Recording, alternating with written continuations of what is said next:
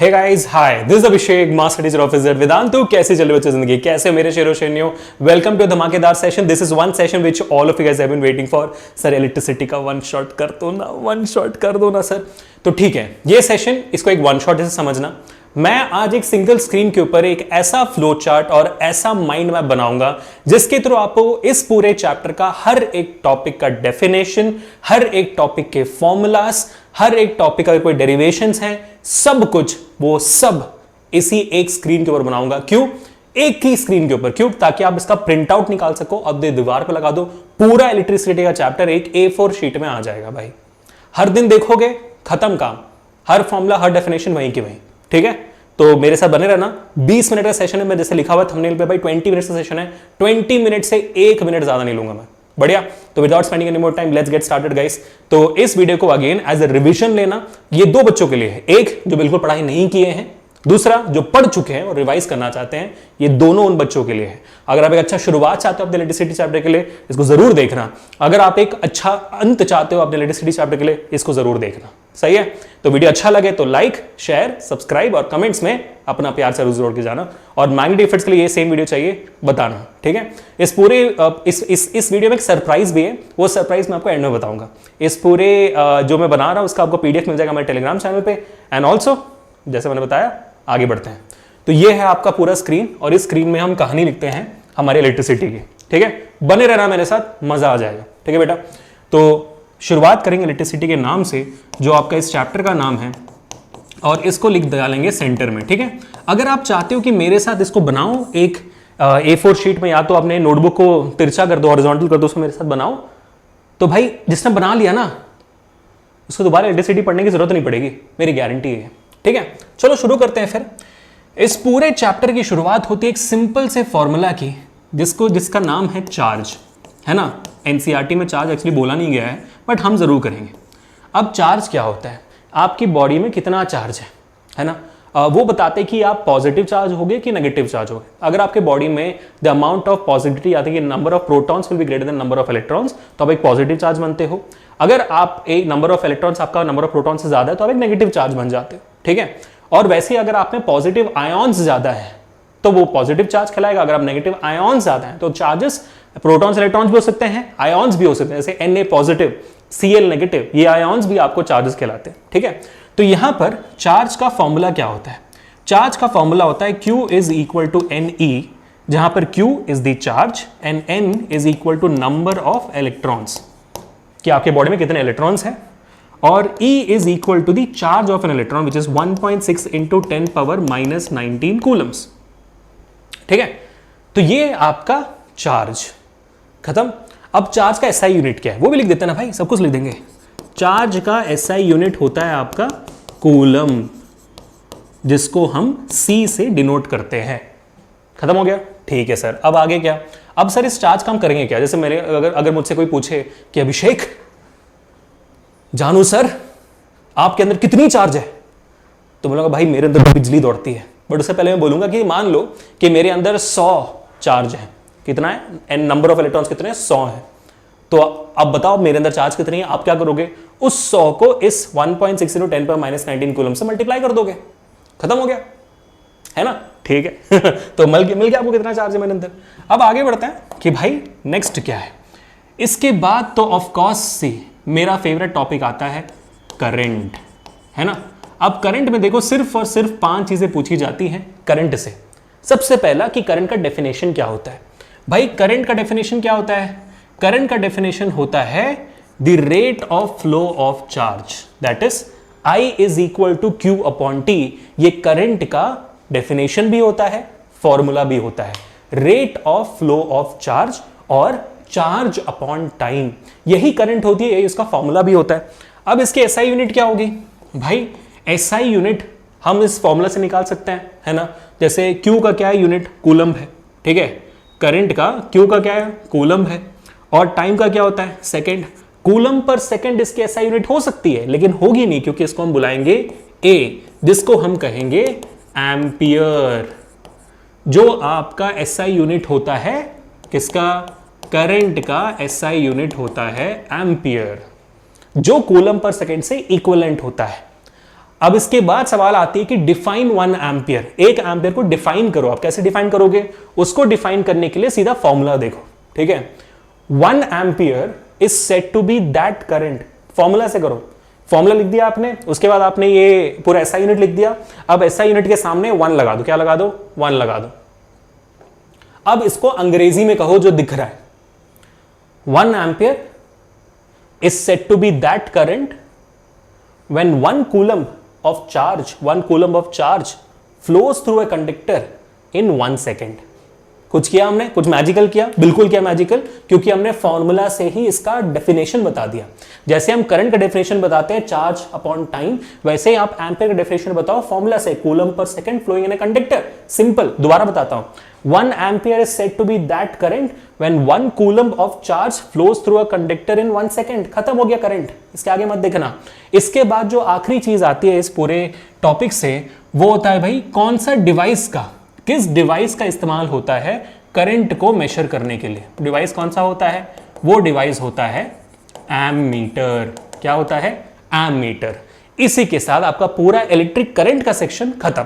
अब आपको लगेगा कि सर आपने एम्पियर, ये एम्पियर ऐसा यूनिट आया कैसे?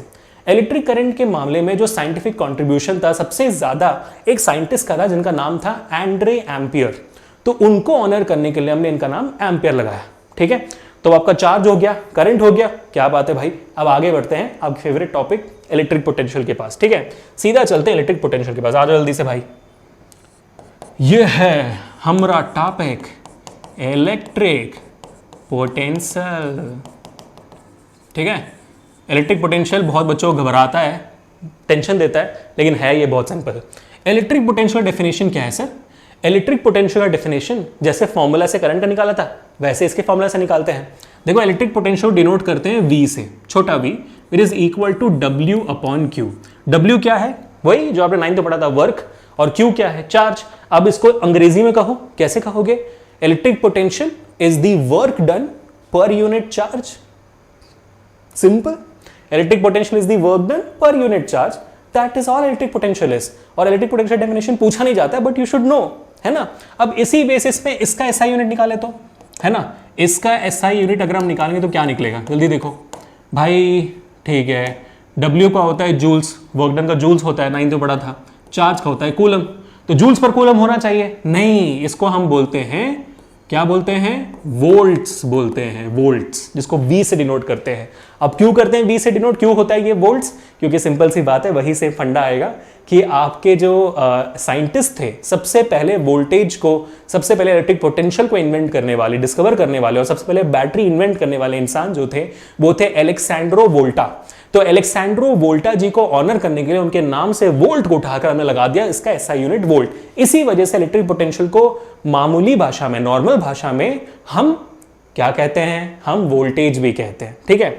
अब मुद्दा, अब यहां पर आता है सबसे लास्ट टॉपिक कि भाई चलो डेफिनेशन हो गया, फॉर्मूला हो गया, एसआई यूनिट हो गया। अब आती है सर अब आप 1 वोल्ट को डिफाइन करके दिखाओ। भाई आप डिफाइन करके दिखाओ सेम तरीके में, है ना। हम क्या करेंगे? 1 लगा देंगे सबके सामने। अब आप इसको अंग्रेजी में बोलो। 1 volt is said to be that potential when 1 joule of work is done to move a charge of 1 coulomb। 1 volt वो इलेक्ट्रिक पोटेंशियल है जब आप 1 जूल का काम करते हो एक चार्ज को यहां से वहां करने में।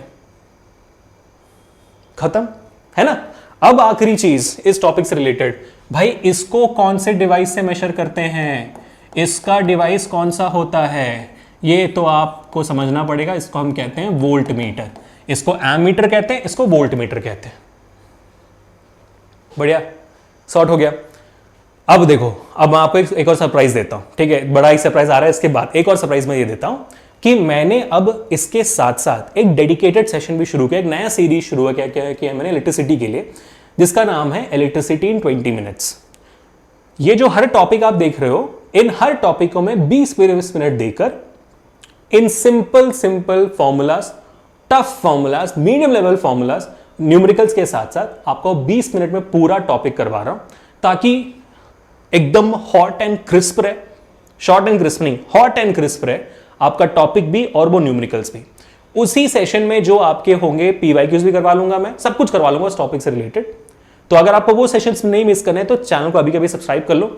और आप अभी ऑलरेडी देख सकते हो इलेक्ट्रिक करंट इन 20 मिनट्स हो चुका है, इलेक्ट्रिक पोटेंशियल इन 20 मिनट्स हो चुका है। चेकआउट जरूर करिए, मजा आएगा। ठीक है, चलो अब ऐसे ओम्स लॉ भी आती रहेगी, सब कुछ आता रहेगा। तो जब ओम्स लॉ की बात आई चुकी है, ओम्स लॉ से पहले एक और टॉपिक समझना होता है। सर पोटेंशियल डिफरेंस क्या होता है? सर यार पोटेंशियल डिफरेंस, पोटेंशियल सेम होती है। फॉर एग्जाम्पल अगर मैं आपसे पूछूं कि भाई यहां पर 10 सेब है और यहां पर 5 सेब है, there are 10 apples here, there are 5 apples here, what is the number of difference of apple? You will say 5 apples sir. वैसे यहां पर 100 वोल्ट का पोटेंशियल है, यहां पर 50 वोल्ट का पोटेंशियल है, तो इन दोनों के बीच में पोटेंशियल डिफरेंस कितना हुआ? हाँ वही है पोटेंशियल डिफरेंस। जब आप दो एरिया के पोटेंशियल को सब्ट्रैक्ट करोगे उसको पोटेंशियल डिफरेंस कहते हैं। उसका सेपरेट कोई फॉर्मूला नहीं होता, कुछ नहीं होता। So don't get bothered about it. बाकी बहुत सारे लोग मैंने देखा हुआ है कि भाई मचाई देते हैं, ये है वो है ये ब्ला ब्ला। नहीं डरने का सब चीज से, ठीक है। अब ऑफ कोर्स ये बात है, आता है इस चैप्टर का सबसे इंपॉर्टेंट टॉपिक ओम्स लॉ, है ना। ओम्स लॉ क्या कहता है भाई साहब? ओम्स लॉ कहता है that the current flowing in a circuit is directly proportional to the voltage applied across the circuit. Current जितना, भाई आप एक सर्किट में 20 वोल्ट का बैटरी लगाओगे, फिर उसको निकाल के 50 वोल्ट का बैटरी लगाओगे, करंट किस में ज्यादा होगा? 50 वोल्ट में। ओम ने वही कहा कि current flowing in a circuit is directly proportional to the potential difference applied across the circuit considering the temperature and the material of the conductor remains constant. ठीक है, ये हो गया ओम्स लॉ। तो इस ओम्स लॉ के basis में आपका डेरिवेशन होता है ओम्स लॉ का कि भाई आई प्रोपोर्शनल वी को मैं वी प्रोपोर्शनल आई भी लिख सकता हूं, प्रोपोर्शनली सिंबल निकालूंगा तो इक्वल टू डाल के एक कांस्टेंट डालनी पड़ेगी, वो कांस्टेंट होगा मेरा आर। और यहां पर आर क्या है? R equals to resistance. क्या होता है आर? आर होता है रेजिस्टेंस। अब रेजिस्टेंस क्या होता है हम आते हैं उसमें, बट ये होता है Ohm's law, that is the current flowing in a circuit is directly proportional to the potential difference applied across the circuit and this is the derivation of the Ohm's law formula V is equal to IR। Done, ठीक है, इतना ही है। अब इसके बाद हम आगे बढ़ते हैं टू अंडरस्टैंड अगेन कि अच्छा रेजिस्टेंस क्या होता है सर। लो आ गया भाई इस चैप्टर का सबसे डिफिकल्ट टॉपिक, रेजिस्टेंस। अब रेजिस्टेंस क्या होती है? नाम में लिखा हुआ रेजिस्टेंस। इलेक्ट्रिक करंट के चैप्टर में रेजिस्टेंस किसको रेजिस्ट कर रही होगी, किसको रोक रही होगी, किसके रास्ते में रुकावट डाल रही होगी? करंट के, है ना। करंट क्या होती है? Flow of charges. तो चार्ज जब फ्लो करती है उसको हम करंट कहते हैं। तो चार्जेस के सामने, चार्जेस के एक जगह से दूसरी जगह जाने में जो कंडक्टर में जाती है, वो जो चार्जेस जाते हैं उसमें बाधा डालती है आपकी रेजिस्टेंस, है ना। चार्जेस जा रहे हैं मस्त ऐसे सामने रुकावट आ गई, इसको हम रेजिस्टेंस कहते हैं। तो रुकावट आती कहां से है? रुकावट आती कहां से? दिमाग लगाओ यार। इलेक्ट्रॉन्स होते हैं चार्जेस आपके कंडक्टर में। अब इलेक्ट्रॉन्स तो यहां से वहां जा रहे हैं, लेकिन एटम्स तो वहीं के वहीं है। सॉलिड स्ट्रक्चर में एटम्स तो वहीं के वहीं होते हैं, एटम्स नहीं हिल सकते, they are jam packed. Chemistry में पढ़ा होगा आपने, it's a solid structure, jam packed structure. तो इलेक्ट्रॉन्स जब सामने जा रहे हैं, इलेक्ट्रॉन्स के पास आंखें थोड़ी होती हैं, तो वो एक दूसरे से टकराते हैं, वो एटम से भी टकराते हैं। तो सीधा जाना चाहिए था, वो बोलते हैं सॉरी बोल के वो सामने नहीं जा पाते भाई। ये होती है रुकावटें, इसको हम कहते हैं रेजिस्टेंस। तो रेजिस्टेंस इन सिंपल भाषा इज कोलिजन्स ऑफ चार्जेस। ये होता है रेजिस्टेंस, ठीक है। और रेजिस्टेंस, इस कोलिशंस को आप इंक्रीज डिक्रीज कर सकते हो। कैसे इंक्रीज डिक्रीज कर सकते हो? यानी कि आप रेजिस्टेंस को इंक्रीज डिक्रीज करते हो। कैसे? देखो रेजिस्टेंस, अगर आप मान लो वायर का लेंथ बढ़ा दो, है ना, वायर का अगर लेंथ बढ़ा दोगे तो क्या होगा? ज्यादा तो आपको इलेक्ट्रॉन्स को ज्यादा लंबा सफर करना पड़ेगा और ज्यादा कोलिशंस होंगे, है ना। तो resistance is directly proportional to the length of the conductor. ओहो, अच्छा। और अगर वायर का लेंथ सेम रखो लेकिन एरिया बढ़ा दो, तो मान लो कि एक नैरो रोड है, पतली सी रोड है, और एक हाईवे है। जगह ज्यादा कहां मिलती है भाई गाड़ी चलाने में? हाईवे पे। एक्सीडेंट्स कहां हो सकते हैं? पतले वाले रास्ते पे। वही तो resistance is inversely proportional to area. Resistance is inversely proportional to area. जितना ज्यादा एरिया उतना कम रेजिस्टेंस, क्योंकि उतने कम कोलिजन्स। तो इन दोनों को अगर हम साथ में ला देंगे तो क्या मिलेगा मुझे मिलेगा resistance is proportional to length upon area. अब प्रोपोर्शनलिटी सिंबल को निकालना है तो मैं क्या करूंगा? Resistance is equal to proportionality constant डालूंगा रो। इसको हम क्या कहते हैं? इसको हम कहते हैं RHO रो। ये क्या होती है? ये होती है रेजिस्टिविटी। क्या होती है? रेजिस्टिविटी होती है। अब रेजिस्टिविटी क्या होती है हम आते हैं, रुक जाओ। तो ये हो गया आपका रेजिस्टेंस का standard formula rho l upon a, और आपके रेजिस्टेंस का एसआई यूनिट क्या होता है? रेजिस्टेंस का एसआई यूनिट होता है ओम्स। क्यों? क्योंकि ओम्स लॉ में सबसे पहली बार रेजिस्टेंस आई थी, तो ओम। और इसको डिनोट कैसे करते हैं? इसको हम डिनोट करते हैं आपके एक बहुत ही प्यारे सिंबल दिखा देता हूं मैं, ओमेगा सिंबल से। ये होता है ओम्स का डिनोशन। ठीक है, अब मुद्दा आपके सामने आगे सर, रेजिस्टिविटी को डिफाइन करो। रेजिस्टिविटी क्या होती है? अब मान लो मैं हूं और आप हो, मेरे अंदर एटम्स है, आपके अंदर एटम्स है ना? मेरे अंदर के एटम्स आपसे कुछ अलग होंगे शायद, थोड़े बहुत, है ना? जैसे मैं कॉपर हूं, आप एल्यूमिनियम हो, हम दोनों के अंदर के एटम्स अलग अलग होंगे थोड़े।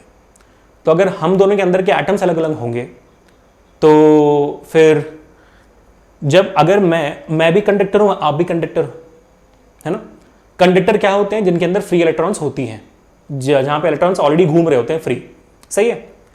तो अगर मैं अपने आप को एक बैटरी से जोड़ूं या ना जोड़ूं, आप अपने आप को बैटरी से जोड़ो ना जोड़ो, आपके अंदर फ्री इलेक्ट्रॉन्स है, मेरे अंदर भी फ्री इलेक्ट्रॉन्स है, तो इलेक्ट्रॉन्स तो वैसे भी नेचुरली यहां वहां घूम रही हैं, और जब वो यहां वहां घूम रही हैं तो एक दूसरे से टकरा रही होंगी, वो एटम से भी टकरा रही होंगी।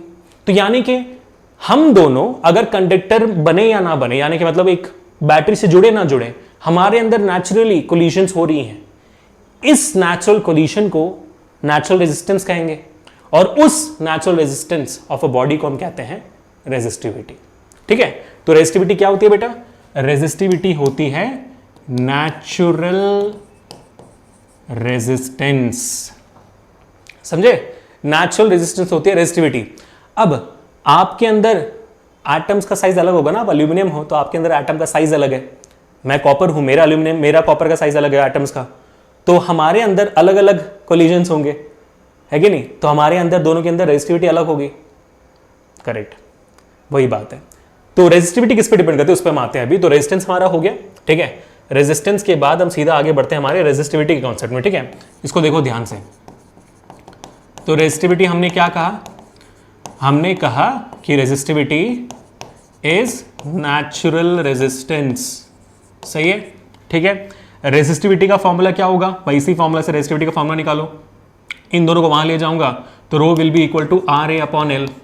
तो रेजिस्टिविटी की एसआई यूनिट क्या आएगी? भाई रेजिस्टेंस का होता है ओम, एरिया का होता है मीटर स्क्वायर, और लेंथ का होता है मीटर, तो मीटर और स्क्वायर कट गया, ओम मीटर आपकी एसआई यूनिट हो जाती है, ठीक है। और रेजिस्टिविटी डिपेंड्स किस पे? मटेरियल पे। कॉपर का अलग और एल्यूमिनियम का अलग, हर मटेरियल का अलग। It does not depend on what? It does not depend upon length and area.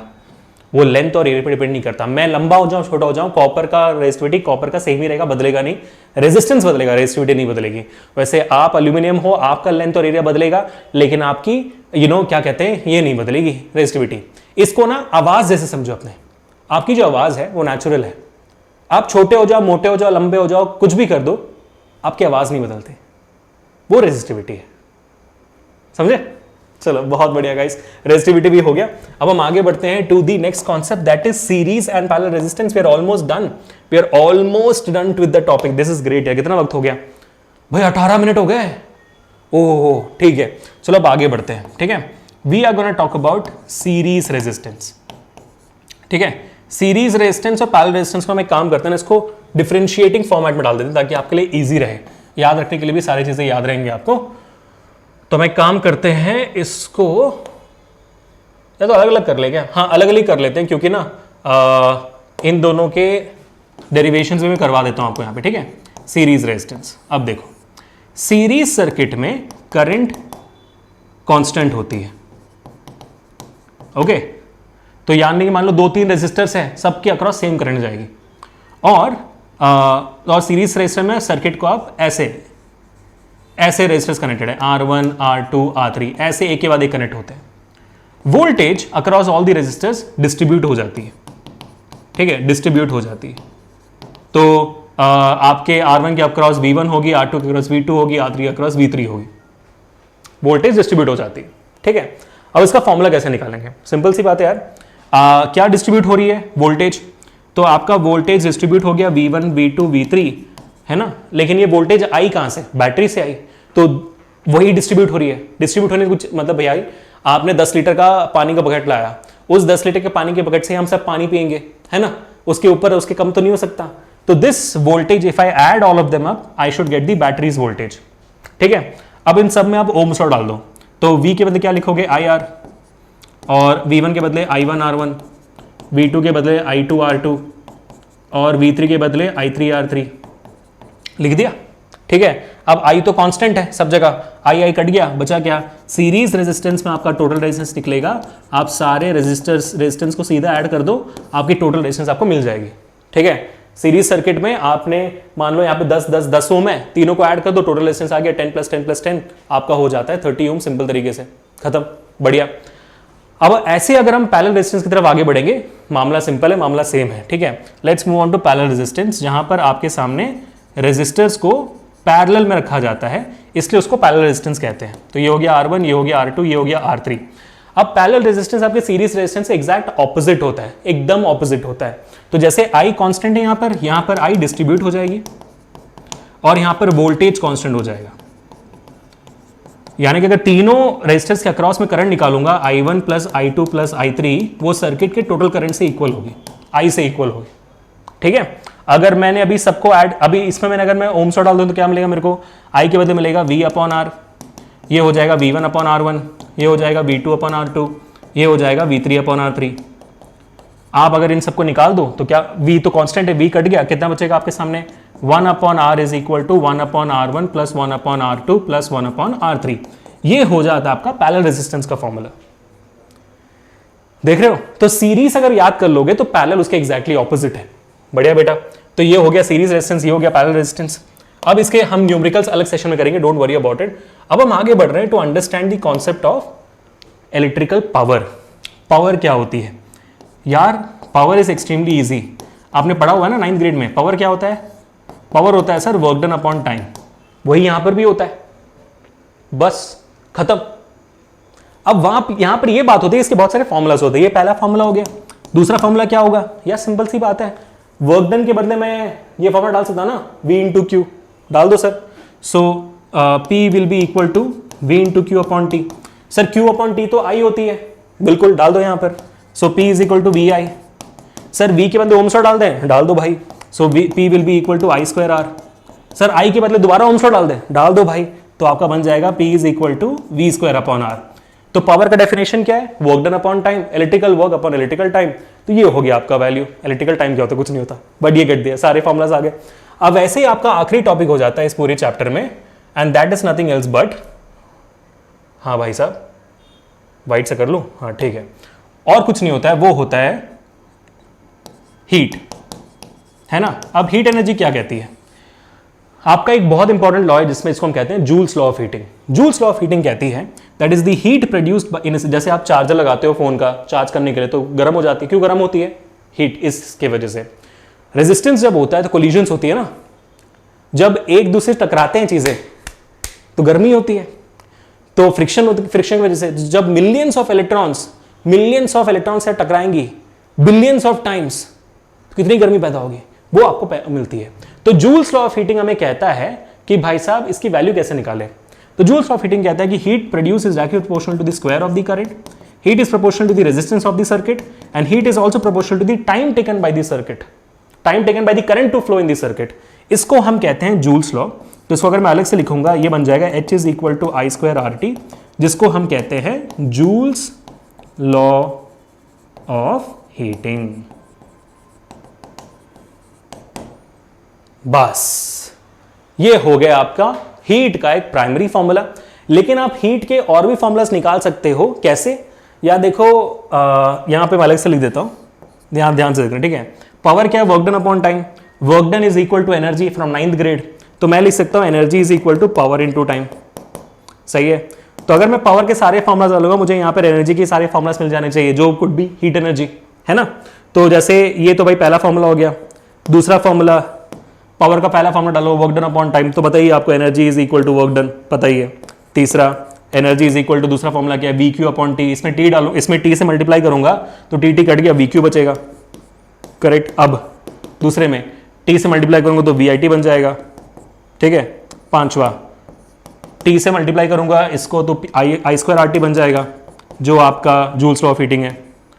6 अगर टी से मल्टीप्लाई करूंगा तो V square upon R T बन जाएगा। तो आप हीट के फॉर्मूला से डिराइव कर सकते हो पावर के फॉर्मूला से। तो ये एक सिंगल स्क्रीन है बच्चों आपके सामने, जिसमें इस पूरे चैप्टर के हर एक डेफिनेशन, हर एक फॉर्मूला, हर एक डेरिवेशन आपके सामने with all the SI units. Power का शायद मैंने मिस कर दिया, पावर का होता है वॉट्स और एनर्जी का तो आप जानते हो जूल्स। तो ले लो फोटो जल्दी से, मैं सेशन खत्म करता हूं। 20 मिनट मैंने बोला था, 25 मिनट ले लिए, सॉरी। ले ले सबने फोटो, ठीक है। इसको प्रिंट आउट निकालना और डाल देना अपने दीवार पे, ताकि हर दिन देखो और हर दिन याद रहे। आप चाहो तो खुद से अपने से बना सकते हो, मैं कहूंगा वो करना। इनफैक्ट अगर आपको लगता है कि मैं सरप्राइज की बारी आ गई, मैंने बोला था एक सरप्राइज आपके लिए। सरप्राइज ये है कि मैंने हर एक चीज का डेफिनेशन दिया हुआ है इस पूरे पीडीएफ में। अगर आपने नोट डाउन नहीं किया था कोई बात नहीं, विद एसआई यूनिट सब कुछ मैंने यहाँ पे लिखा हुआ है। You don't have to worry, सारे डेरिवेशंस हैं, सारे कुछ हैं इस पूरे पीडीएफ में, जिसका लिंक आपको टेलीग्राम पे मिल जाएगा। अगर आपको लगता है कि अभिषेक ने कुछ मिस कर दिया, डेफिनेशन पे लिखा नहीं, यहाँ पे मेंशन्ड है सब कुछ, डोंट वरी, ठीक है। तो इसी के साथ बच्चों मिलते हैं नेक्स्ट सेशन में। Until this Abhishek signing off for today. I hope आपको अच्छा लगा ये छोटा सा वीडियो। मैं एक फुल वीडियो बनाऊंगा वन शॉट का इन डिटेल, बट मैं ये भी सजेस्ट करूंगा आपको, जो मैंने इलेक्ट्रिसिटी इन 20 मिनट्स का सीरीज शुरू किया उसको जरूर देखिएगा। और साथ ही साथ मैंने अपने वेदांतु 9 फिजिक्स चैनल में, इसका लिंक डिस्क्रिप्शन है, वहां पर मैं 60 सेकंड्स के शॉर्ट्स के थ्रू भी इलेक्ट्रिसिटी कंप्लीट कर रहा हूं। आपको बहुत मजा आएगा वहां पर, please check that out as well, ठीक है। और इसके बाद मिलते हैं। अगर मैग्नेटिक इफेक्ट्स के लिए भी ऐसे सेशन चाहिए, do let me know. Bye bye guys, take care, peace people.